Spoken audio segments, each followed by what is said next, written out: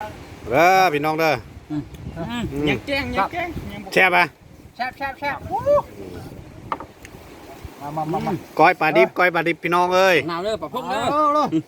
มะนาว อ๋อถูก สดได้เกี่ยวทำพิษ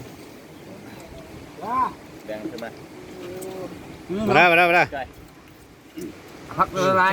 สุดยอด ได้ไหมออกชิงเดียวแล้ว มะเขือไหมอีแม่ รับดีให้ดีว่านอน สุดยอดจับ แล้วแดงเลยไม่ได้เหมือนกัน มันรับไม่รับ ก็ โดนไม่โทรหา สาวน้อยโทรหา เก่ง มาผักธรรมชาติ กินอยู่เถียงนาคือเก่าพี่น้องเอ้ย ให้ทางหน้า เถียงนาคือเก่า แกมน้ำนี่ลุย โดนหลายอย่าง ไปดู นี่ดำตู้พาเข้าก็ยังบูมีเนาะ อยู่หน้าเก่า ตรงมาเงินมาทำงาน อยู่ให้อยู่นาคือเก่า ตู้เลย มันจ้างเสีย อยู่เถียงนาคือเก่าเด้อ มาแล้ว ก้อยปลา โอ้ยตกเลย โอ้เสียของดีแล้วนาวิ กดได้นี่ลำตา มันล่างเลยอย่ามันล่างนี่ ล้าง ยับลื่นของใหม่ มันตกอยู่พี่ก็เห็นไทยเลยเนาะ แกตกอยู่เมื่อกี้เนี่ยเขาโมขึ้นแล้วแต่กินได้บุก ผมมันหัวปากเลยปากๆนะ แต่ว่าจะได้กินน้ำเดียวเนาะกินน้ำก็ ไม่เห็นเลยก็แล้วนะ กิ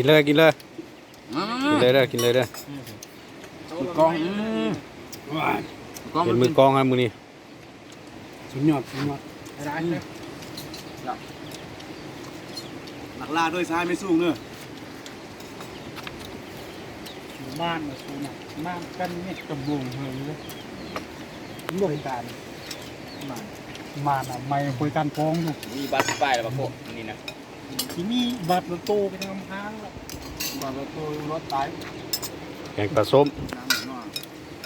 เสียงหัวปาก แม่สด หัวมันเสือ ให้น้ำตาเป็นคุณ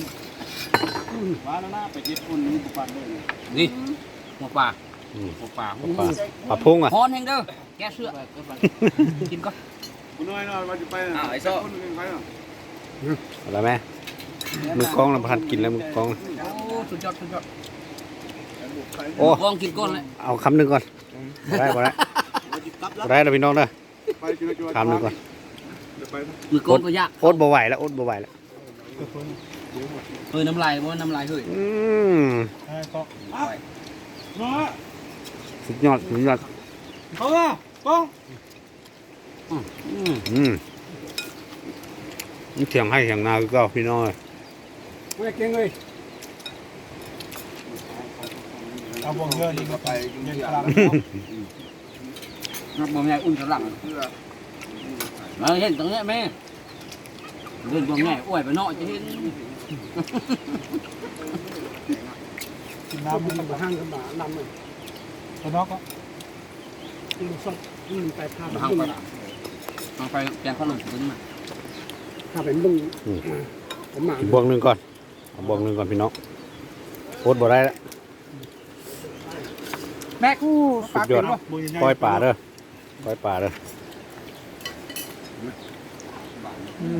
ผักเลยแบบสิงหอย ส้มคักขนาด คนมึงเอาลายเนาะ เฮ้ยนี่แหละกันมองบ้านแล้วมึงเจ็บโตมึงอ่ะ เถียงให้เถียงนาคือเก่า ได้มาน้อยออกไหม มึงใจ อ๋อเท่านี้ก็ได้กินก็ได้พี่น้องเลยกินเมื่อละโอ๊ตบ่ได้ละกินเมื่อละกินก่อน ถ่ายได้ไอ้น้องถึงมือ พบกันใหม่คลิปมือ ครับ